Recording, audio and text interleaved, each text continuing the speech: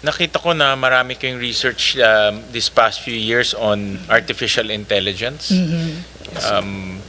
And then mga iba naman is about just transition. Meron ba kayong research on napag-usapan namin to last time ng DOLE, yung TUPAD? No? Kasi yung TUPAD is temporary employment. Good for 15, pero sabi ni Secretary, I think he expanded it to 90 days. No? So, depending on the situation. But I told him that TUPAD, of course, nakikita ko yung benefit niya sa emergency cases. No? For example, merong mga nagsara na factory o merong mga tinamaan ng bagyo. No? So, I see the benefit. But dapat mapag-aralan din to see whether that's really yung benefit ba is how long and gaano kalalim. That's number one. Number two is that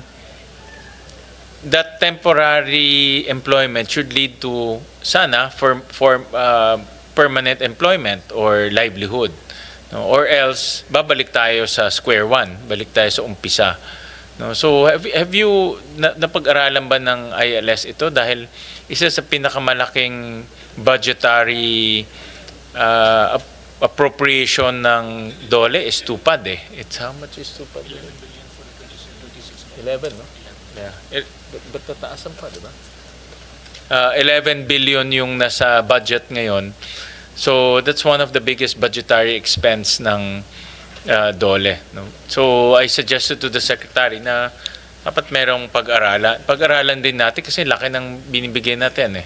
No? And ano ba yung mga gaps na pwede natin ma-improve? Have you taken a look at this program?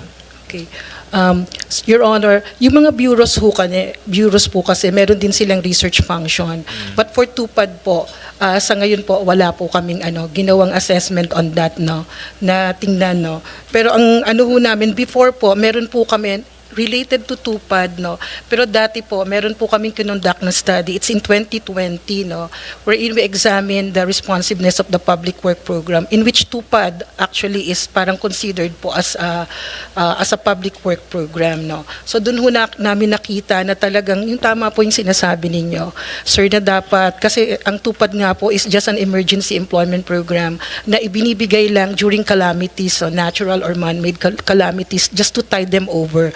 Pero dapat po, ito ay short term lang, dapat po meron siyang, yung direction niya long term. Tama po yung sinasabi niyo, dapat may pathways to wage employment or yung livelihood. And sa ngayon po, doon na po ngayon yung direction ng gagawin ng department. Right now, diba, nakikita natin nga, nagwawali sa kalsada, yung iba ay meron silang mga meeting, pumupunta sila doon. But I'm not very sure kung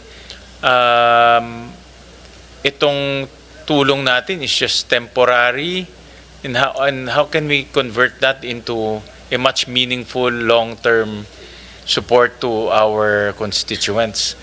Kasi kung temporary lang, of course beneficial sa kanila yung pera makukuha, pero mawawala rin yung kaagad no? Iniisip ko, maybe government should tie it up to some livelihood or some technical skills development, something like that. No? Kasi laki ng binubuhos natin pondo No, it has to be tied up to a long-term intervention or at least naman it will result to long-term benefit. Your Honor, tama po kayo. Actually po, ang ginagawa po after ng TUPAD, nagkakaroon po ng profiling. Na sa profiling na po doon, tinitingnan kung saan sila dapat. Siya ba ay pang wage employment? Kung wage employment, meron pong intervention like upskilling and reskilling ang TESDA. And then pag livelihood naman po, nandyan po yung DOLE Integrated Livelihood Programs, doon ho sila ine-enroll. So yun ho yung talagang yung pathways So talagang na-realize, na-recognize naman po talaga na hindi pwedeng temporary lang. Dapat it should lead to something long-term po yung impact sa kanila. At yun po yung ginagawa ngayon ng Department of Labor and Employment.